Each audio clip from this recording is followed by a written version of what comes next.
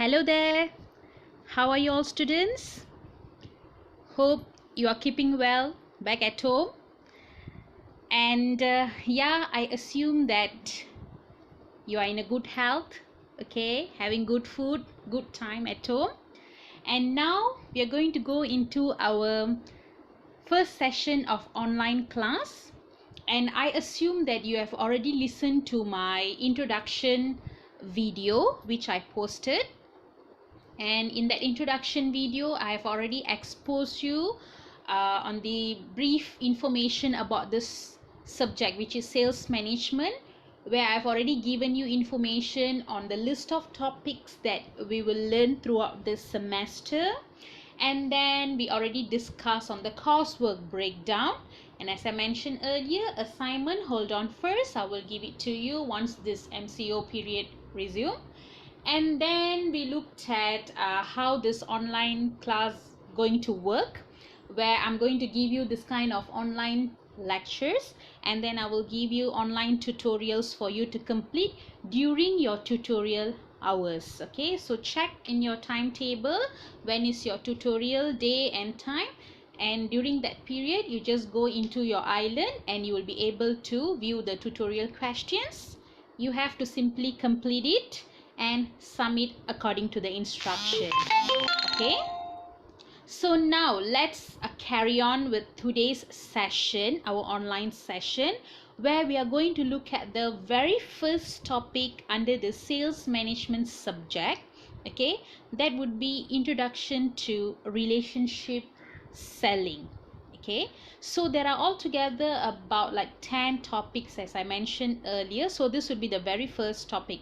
So what exactly we are going to look at this topic, or what would be your takeaways today? Okay, so under today's topic, so there are few things that we are going to look at. Okay, the first thing I'm going to expose to you on what is sales. Okay, brief explanation about sales, and then we will look into what is sales management. Slowly we will go into what is sales management, and then we will look into the relationship selling, which is the core of this topic today, the main point of this topic, which is relationship selling. Okay, so after the relationship selling, we will look at the business environment, and there are two types of business environment that we will look into today. That would be internal environment and external environment. More focus will be given to the external environment. Okay, so there are few types of external environment, so later part we will look at that. So all together, these are what we are going to look at in today's session. Okay, so if you are ready, let's just get started. Okay, so let's look at the first part, which is sales. Okay, normally what we will assume when it comes to sales, it is about buying and selling items, getting some discounts, getting some promotion, buy one free one. Okay, so yes, all this comes under sales. In a more professional way, sales means, the definition of sales is actually a transaction between two or more people where the buyer receives tangible or intangible products in exchange for money, which means the buyer will receive products or services and the seller will receive money. So tangible and intangible here, maybe a lot of you already knew what is tangible and intangible. Let's just recap a little bit on that. Okay, tangible means physical products. Okay, so example of physical products is like mobile phone, maybe a book, or a pen, a pencil. So all these are example of tangible product, where tangible products means there is a physical shape for it, there is a color, you can touch, you can feel that. Okay, so that is tangible item. Whereas intangible item means generally it will be classified for services, where for services you cannot experience or feel the service before you buy it, okay, before you purchase it, okay. And at the same time, there's no physical shape or color for services. That's why it is called as intangible. So when it comes to sales, you have the option to choose whether you want to get a tangible item or you want to go for an intangible service.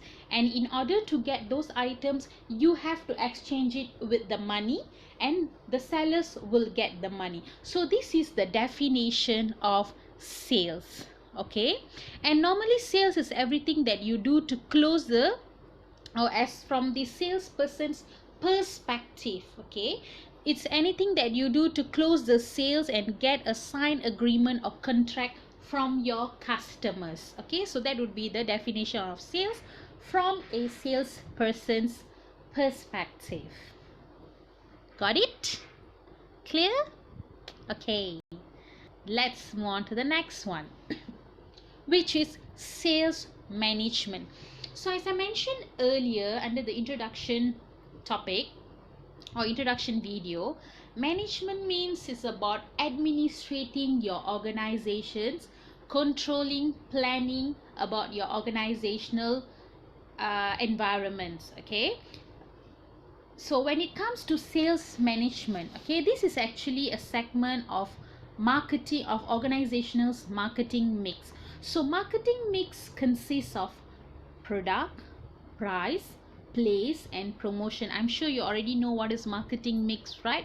I'm sure you have already taken some of the basic marketing subjects in your previous semesters. So I assume that you already know what is marketing mix. But briefly, marketing mix consists of all these 4 P's, the main 4 P's now, okay? Product, price, place, promotion. So sales management is a segment of organizational's marketing mix, where sales management deals with formation of strategies, product, pricing, sales promotion activities like distribution, staffing, motivating and supervising of sales personnel. So you do all these to attain the desired sales objective. You see, every organization has their own sales objective, okay. So you deal with all the formation of these strategies, okay. You deal with all the marketing mix strategies, and then you deal with motivating and supervising the sales personnel's performance. You deal with the pricing, you deal with the promotional activities. You do all these, you manage all these in your sales environment in order to attain the desired sales objectives set by your organization. So in short, this is sales management, okay. Got it? So let's move on to the next one. I hope that you are clear in these 2 parts. You have to know the difference between what is sales by the core and what is sales management, okay. In short, sales management means how you're going to manage your sales team in your company, or as a salesperson, how you're going to manage your sales activities in your company, okay. Now let's move on to the next one, which is a model for relationship selling and sales management. Before I go into this overview of relationship selling model, let's just look a little bit on what is relationship selling. Okay, you have to have a strong core, strong basics before we go into in-depth information, okay. So let's look into relationship selling. What is it all about, relationship selling, and how does it work? You should be thinking already right now. Okay, let's look into it, okay.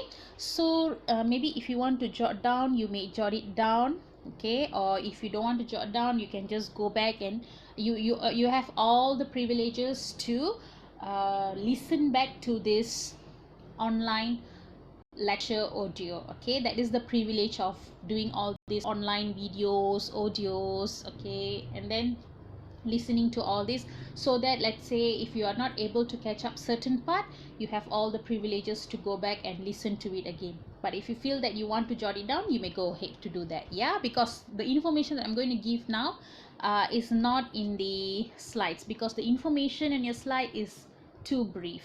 Okay, so if you feel that you need more to understand, for better understanding, you can just get a piece of paper to jot it down.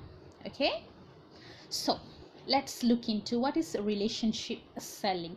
It simply refers to the sales technique, okay, sales technique that focuses on the interaction between the buyer and the salesperson. Rather than talking about the price and product features, here when it comes to relationship selling, when a salesperson or when an organization undertake relationship selling, their main focus is on the interaction between the buyer and the salesperson. How well we can interact with our customers, how well the salesperson can interact with the customer and build a good relationship. I mean sales relationship, yeah, not any other relationship. Okay, so to build a good relationship and to sell the product in a good manner.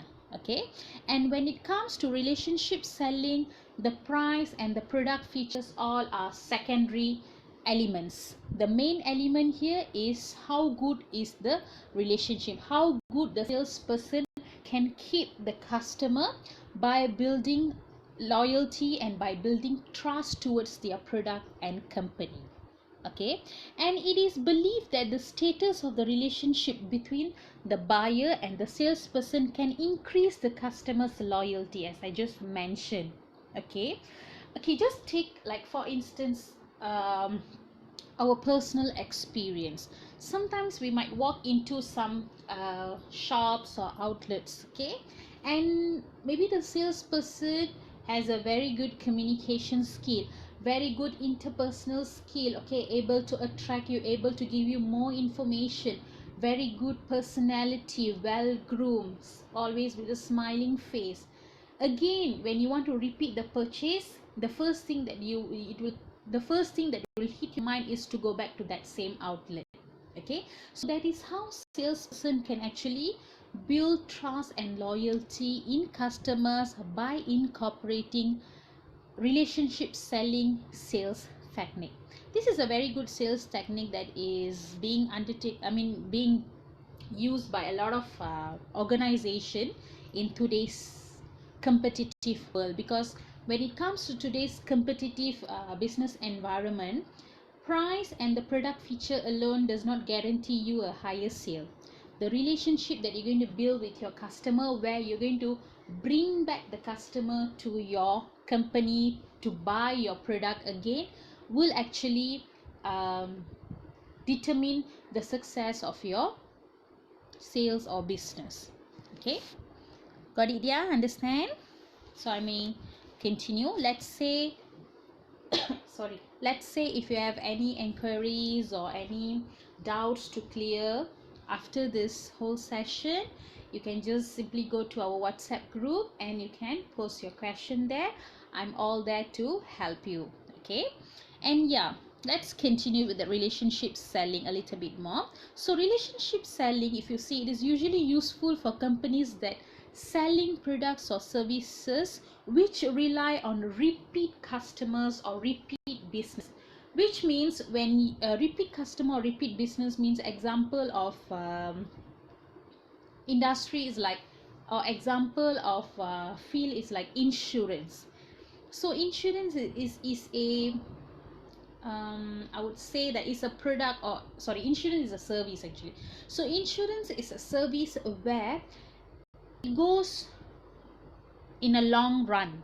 Okay, insurance normally if you buy today, you cannot finish using it tomorrow and then forget about it. No, insurance is a long process where you have to meet your agents, or if you are the agent, you have to meet your customer time to time. You have to meet your customer, you have to update the policies to your customer, you have to keep in touch with your customer. Let's say if there's any unforeseen situation for the customer, you have to help them handle it if it's claimable through the insurance. So insurance is a very good example where you can build a very good relationship selling, and you can make use of the relationship selling technique when it comes to insurance. Anyway, I'm not selling insurance here, yeah. Okay, I'm just showing, I'm just like exposing you to an example of insurance, because insurance is very close to us that we can actually relate that. Okay, and it is a long-term process, and it will go like years, like 10-20 years. Okay, so and you might get repeat customers in insurance. So this is one of the example of industry which requires high level of relationship selling. So now I'm sure you already have a little bit picture about what is relationship selling. So let us go into relationship selling and sales management now. Okay, so all of you are okay, on track? Yes. Okay, so now firms successful at relationship selling and sales management, normally they will be customer centric firms. Okay, customer centric means where you put your customer as your top priority, or we call it as customer oriented marketing. Okay, where your this kind of organization, where they will identify the customer's needs and create product to meet that need, where they don't simply create a product and force a customer to buy. No, normally a highly customer oriented organization or firms, they will exhibit a customer mindset. Exhibit a customer mindset means where you put yourself through the customer's mindset. You put yourself as your customer, and you will try to identify what exactly the customer's needs. Okay, and you will create a product to meet that need. This is actually customer oriented, where you put your customer at the top priority. Sometimes the price might not be the top priority, but your customers need, whether the product or service that you're creating can fulfill your customers need or not, can satisfy your customers desire or not. Okay, so that is the focal point, the main point of customer oriented business.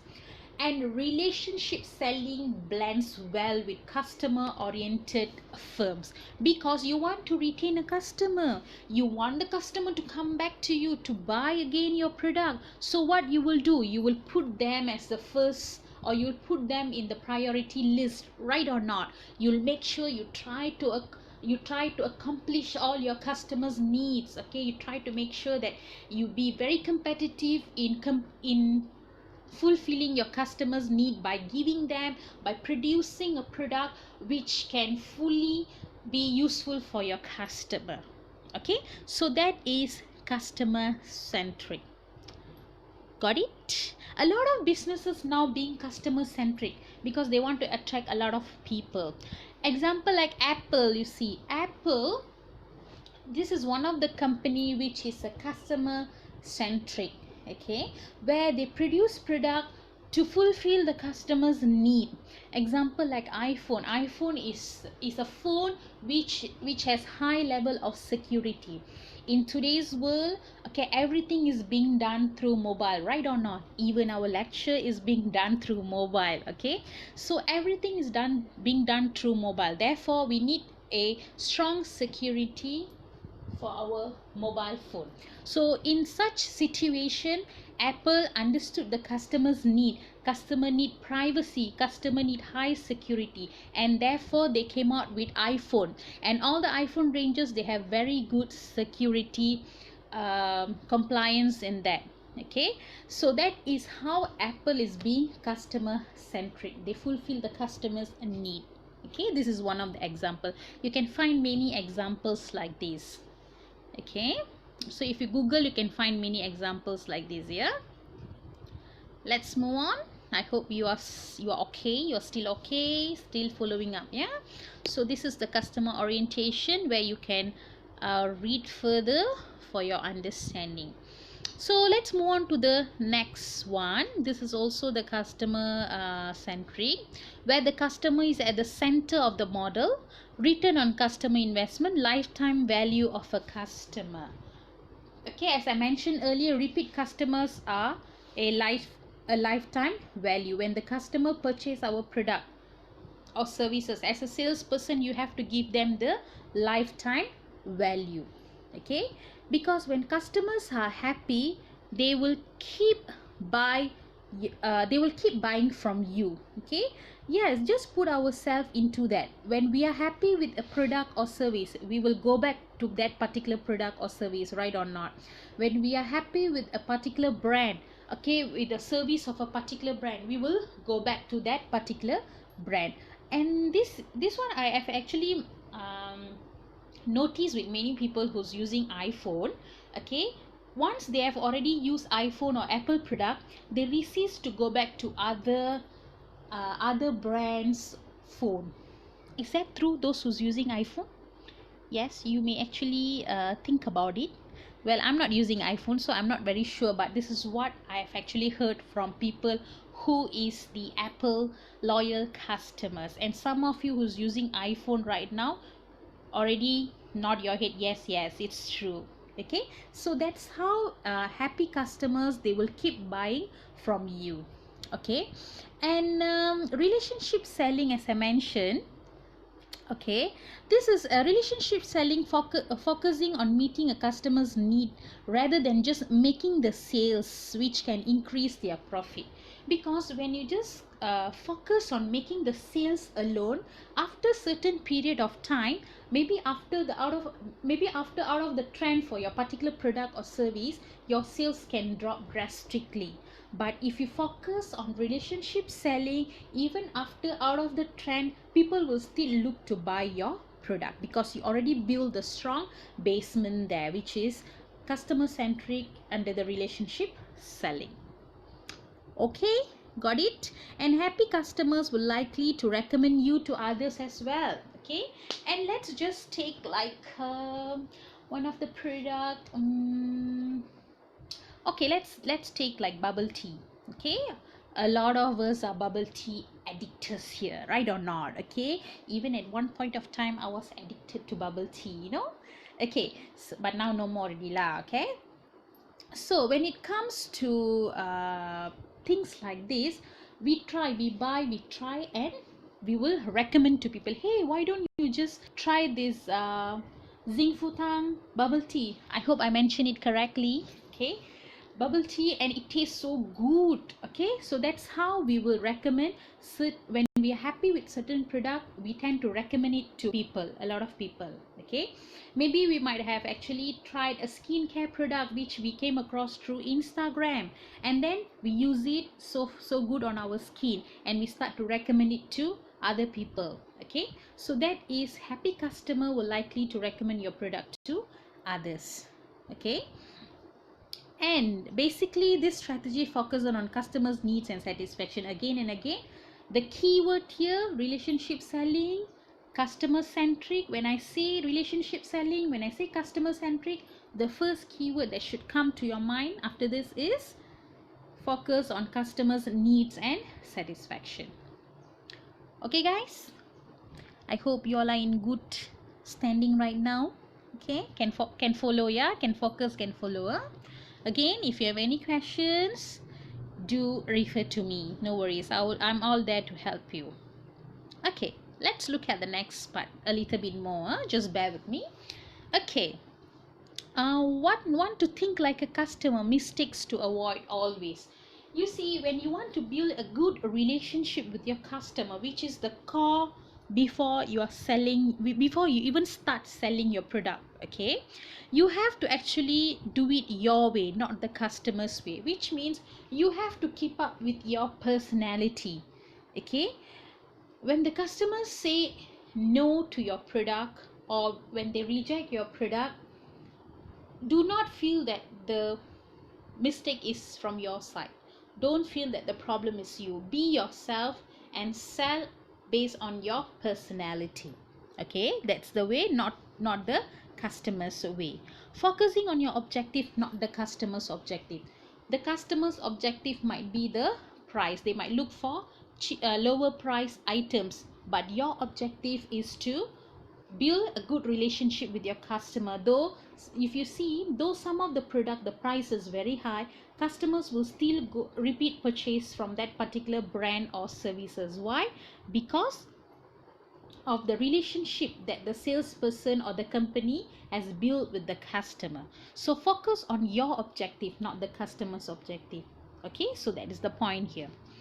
Pushing for a client meeting as though it is the end of the game. Oh, don't be like end of the world. Like if you're not going to meet your client today, it's like, oh my god, my sales are gone. I'm no more getting my sales. No, don't be with such mentality. Don't push to meet your customer.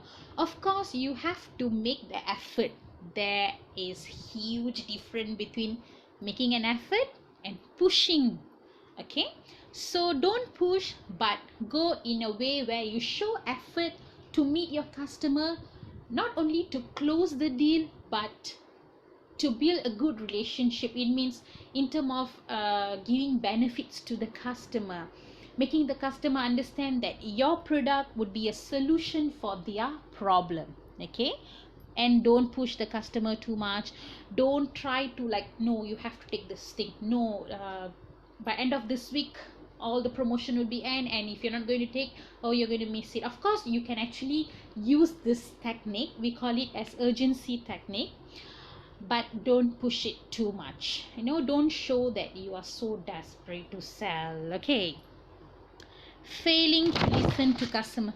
This is one of the major problems with some of the salesperson, where some of the salesperson, they don't listen to what exactly the customer wants to say, what exactly is the customer's problem. Instead, the salesperson just want to push their sales to the customer. They just want to make sure that they close the deal. No, okay, you as a salesperson, you have to become a good listener, an active listener, because an active listener will be able to catch what is the customer's exact problem, and you will be able to provide solution to your customers based on the products that you're offering to the customer.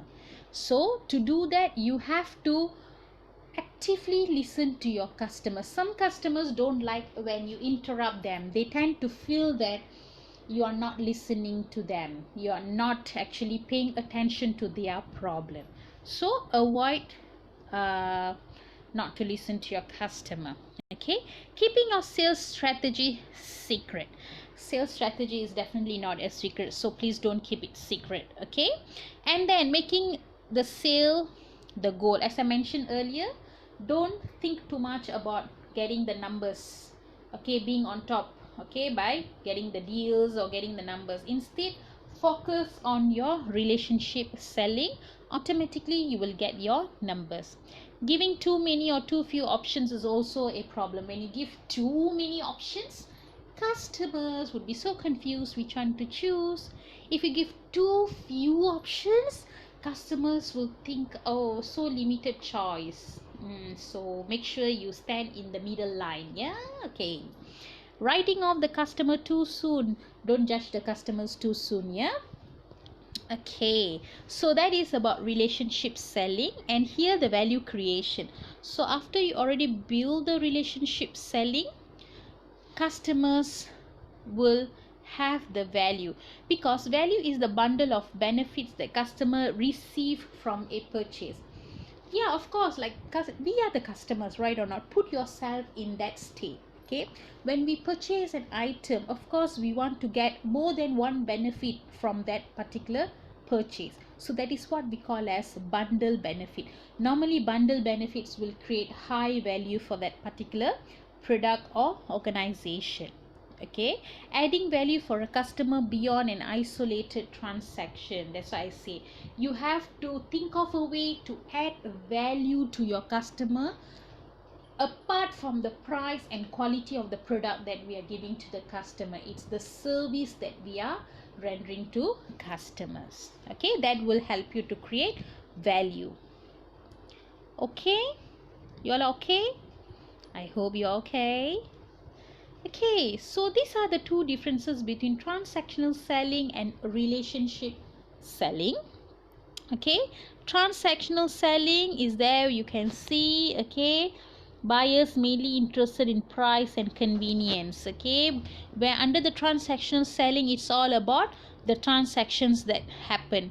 Okay, there will be very little or no relationship selling happen there. It's only based on transaction. You sell, I buy, that's it, bye bye. Okay, whereas relationship selling is more of where the buyers will be willing to pay for new value and additional benefits. Though sometimes the price is high, the buyers will be willing to buy. Okay, you can actually skip that enterprise selling. Okay, you can skip this, you can skip the enterprise selling. I'm not going to test you on that. Okay, ethics you can skip for time being, because there is a dedicated topic on ethics in your upcoming one of the topic. Okay, so we can skip this for the moment. And in short, ethics means the good and bad, the right doing and wrong doing. Okay, that is about ethics, being right or wrong. Okay, this one dilemma you can skip. Okay, so the process element of relationship selling, which means when you want to create a relationship selling, when you want to build a relationship selling, there are few steps that you need to go through. Okay, that would be the first, prospecting and sales call planning. This one I will just run through. Okay, because each of this point is a separate topic that we will learn, a separate chapter that we will learn. Therefore, I'm not going to explain to you in depth one by one, because we will learn it as a standalone topic. Okay, so I'll just run through this. So process element, okay, there are few processes involved in relationship selling, where it starts from prospecting and sales call planning. It means you lead your you generate your leads, you generate your potential customer, and you do your call planning, your pre-planning before you approach your customer. Communicating the sales message. Okay, so what type of message that you want to deliver to your customers through your sales. Negotiating for win-win solution. It means when you sell a product, it should be beneficial for both sides, as a salesperson for us and as a customer the other side. Okay, closing the sale and follow up. This is a very important part. After you have done with your sales, you have to follow up with your customer. Follow up can be as simple as getting feedbacks, okay, to know the performance of your product, or what is the customer's review on your product or services. And lastly is self-management. You as a salesperson, how you're going to manage yourself, how you're going to motivate yourself and all that. Okay, yeah. Okay, importance of follow-up, you can just read it on your own. Okay, the selling environment, these are the selling environment where you don't need to know for your level, you don't need to know in depth for all these, just go through roughly. Okay, so this is another important part, which is the component of internal environment. So we are going to look at two environment, which is internal environment and external environment. Let me just tell to you briefly about what is internal environment and external environment, and then I will explain to you a little bit on each of this. Then I will share to you a YouTube video on what is external environment and what is internal environment, a short video. Okay, so now let's just continue with this internal and external environment. Okay, let's look at this, which is internal environment.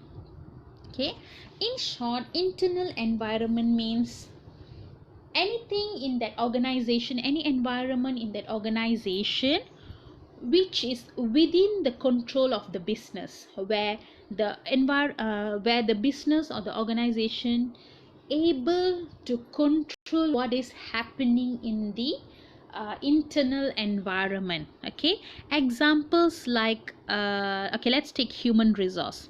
So human resource is an internal department in that organization, where when it comes to human resource, you can choose or not which type of employees you want to employ in your organization. Yes or no? You can choose, isn't it, through your interview. So that is within your control. If you feel that your employee doesn't compile with the compliance, doesn't compile with the ethics and rules and regulation, you have the rights to terminate your employee or not. Yes, you have. So that is within your control. Do you, as the head of the company, do you have the rights to decide which position will receive how much salary? Yes or no? Yes. So you have the control over that. So that is what we call as internal environment in terms of human resource. Financial resources. Okay, you as the manager, do you have the rights? Can you control the budget in your company?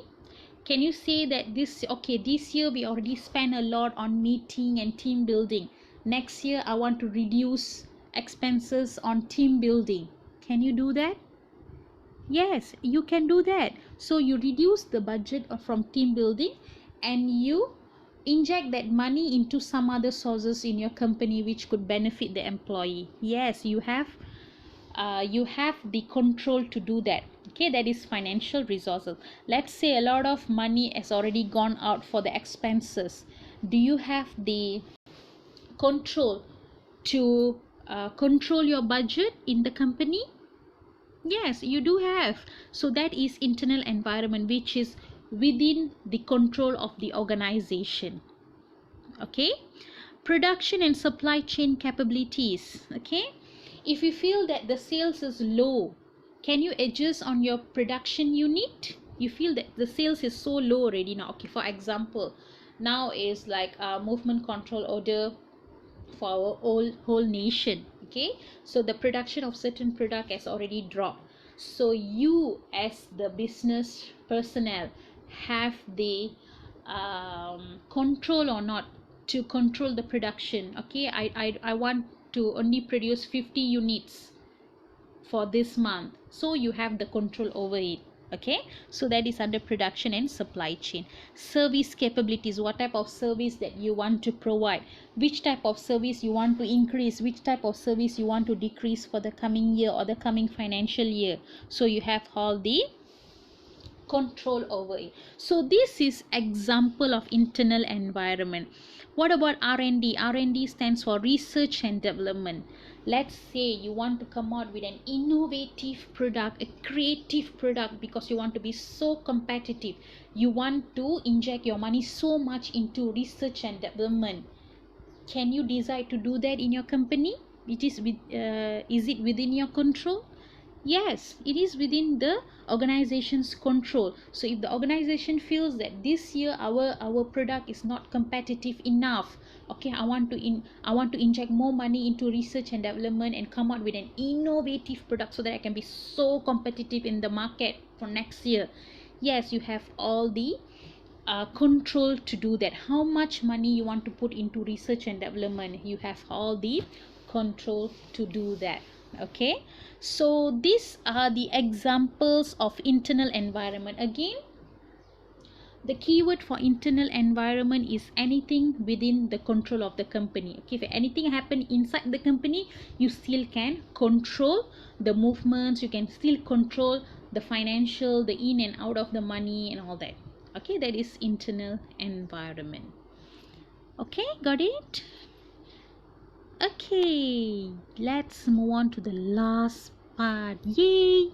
That would be external environment. Okay, so external environment is totally opposite of internal environment. So external environment is anything within, out of organization's control. If anything happen, You cannot control the situation because it's not in your hand to control the situation. Okay, so let us look at one by one of this before I upload a YouTube video for your further understanding. Let's look at the first part, which is political. Okay, so political factors are factors that affect the organization in terms of government regulation and legal issues. Okay, defined both in the formal and informal rules. Examples like tax policy, employment and labor law, environmental regulations, tariffs, political stability. I can give you a very good example, current example. You see, the movement control order is a political is one of the political factor, where under this factor, under the regulation, a lot of companies are restricted from operating, okay, due to the outbreak of the COVID-19, which is out of the organization's control. They have to somehow listen to what the government say. They cannot say, hey, no, you government, you just go, I want to open the company. No, cannot. You can, I want to operate the company, so you cannot do that. You have to bind to government's rules and regulation. Tax policy, maybe after some time the government wants to impose government tax, service tax, for example, or GST, for example. So we have to pay. We cannot say no, we cannot pay, no, I don't want to pay, and all that. We cannot say that. So that is political factor, which is out of a business control. Next is economic factor. Okay, factors that affect the business operation and decision making in the organization. For example, the predicted recession. You see, after this movement control order, okay, our nation is already going through recession. Okay, where recession means where the production is low, the economic is at downtime. Okay, so in such situation, the interest rate of maybe loans might go up, the inflation rate might go up. Okay, so you have to bind with the economic factor as well, where your company's business is based on the economic factor. You cannot go and control the world economy, because a nation's economy will also work based on the world economy. You see, now a lot of nations are already affected with this COVID-19 virus. So this already affected a lot of economies, and especially our economy as well.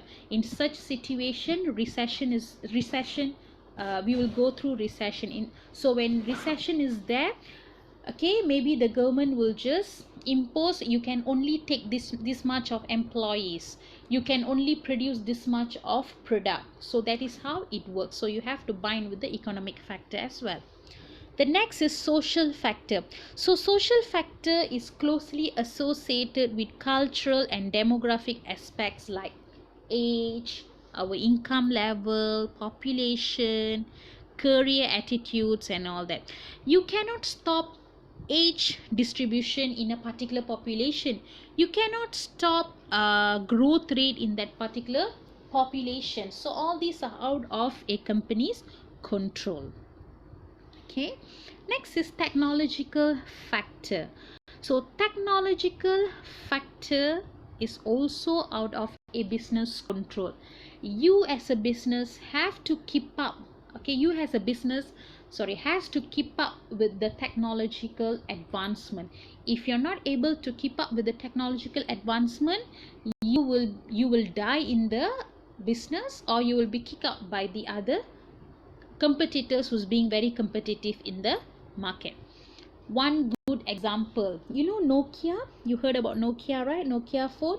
Nokia is actually the first company in the world that came out with mobile phone. Nokia is the company that came out with the mobile phone. but Nokia is not in the market already now, because Nokia couldn't cope up with the advancement of technology.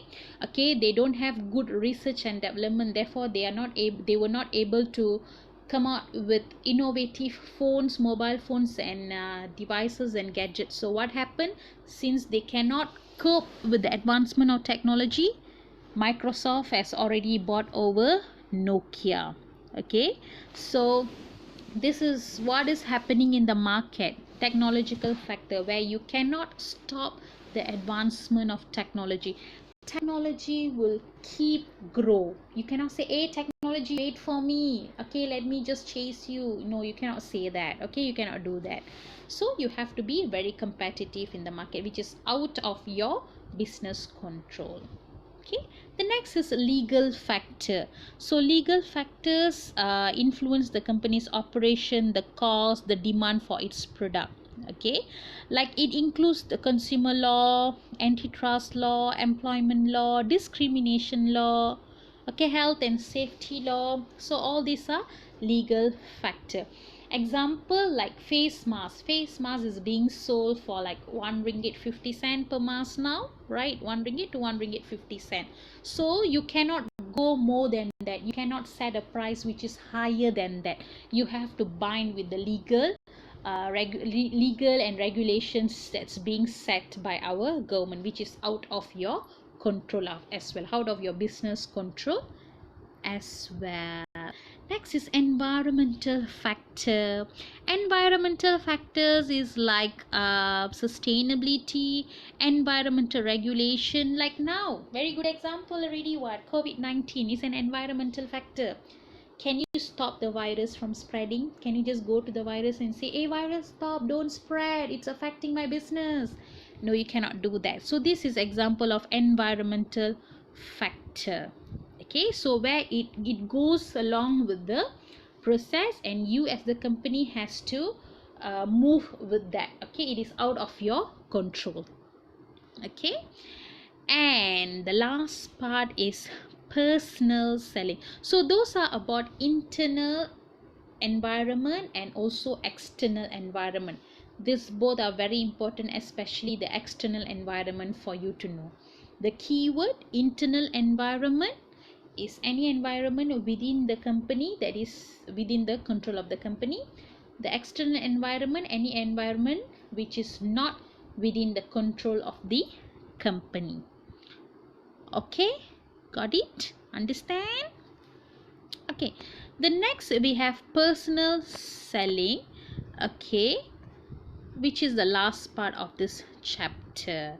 Personal selling is like direct selling. Okay, is the process of communicating with a potential buyer face to face with the purpose of selling a product or service. So personal selling and direct selling is the same, where you meet the customer face to face and you start to pitch about your product, the benefits, the use of the product. Okay, the main thing that sets personal selling apart from other method of selling is the salesperson conducts the business with the customer in person. Okay, you don't involve any third party here, you don't involve any gadgets or digital platform here. You meet the customer face to face and you do your promotion. Okay, so these are the promotional mix. Okay, where the person selling, how the person selling dominate the promotional mix.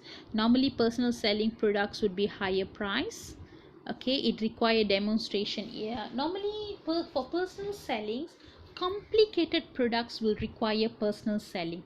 Maybe a company that sells machineries, okay, complicated products which needs or which requires demonstration. You have to actually demo how to do that. Okay, how to use that particular product. Okay, tailored to users need, customized product. Okay, and involve for trade in. You want to sell one item and you want to get another item, like selling cars.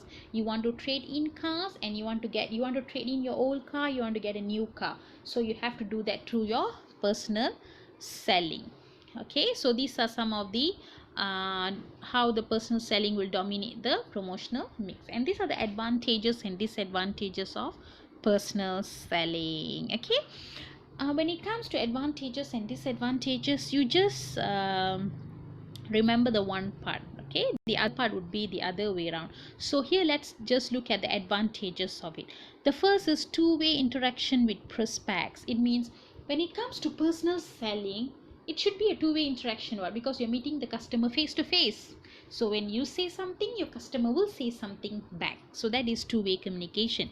Message can be tailored to recipients. It means you can actually adjust the message that you want to tell to your potential customer. Maybe the message that you say to customer A might differ a bit to the message that you say to customer B, though the product is the same product. Okay, prospect isn't it likely to be distracted? Okay, there might be no distractions or very little distractions, because personal selling, you will sit face to face, you will talk face to face. Of course, the customers need to give you full attention, right or not? Okay, so they cannot be playing with the phone. Let's say if you do an online sales, there are a lot of distractions. While the customer is checking on your product, suddenly a message will pop in. Okay, then they will be distracted with that message, or sometimes they can even forget about the product that they were looking for. Okay, so personal selling, you can avoid distractions. Sellers involved in purchase decision. Okay, sellers are we, as a salesperson who sells the product, will involve in the purchase decision, where we will give solutions to the customer based on our product and services. Source of research information. So you as a salesperson, you have all the information in your fingertips about your product and services, and you will be a source of information for your buyer.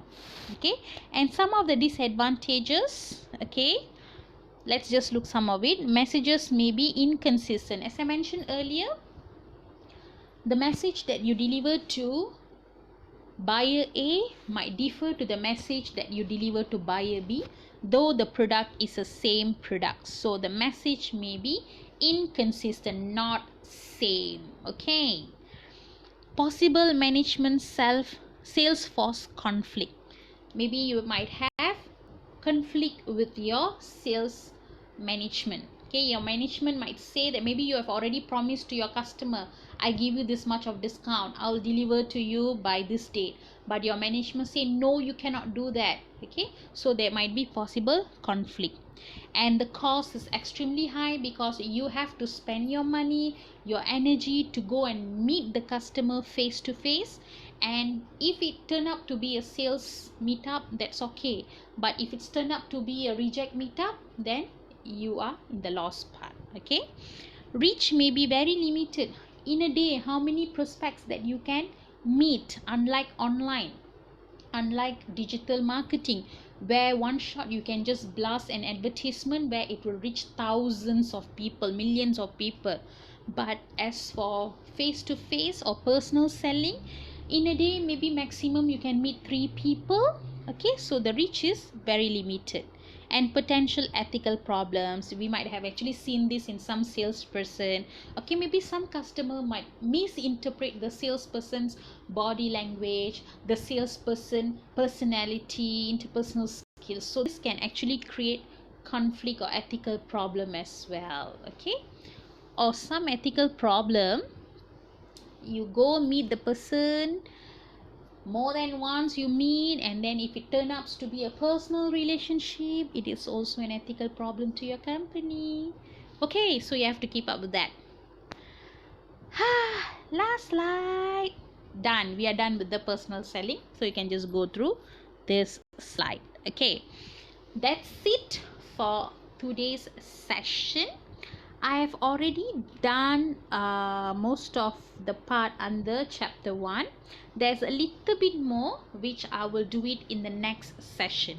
Of course, I cannot compact everything in one session. You will go haywire. Okay, so that's it. I'm done with today's session. And then you wait for the tutorial where I'll upload during your tutorial hours. Okay, that's it. Have a safe day and have a nice day until I meet you the next. Good day. Bye bye.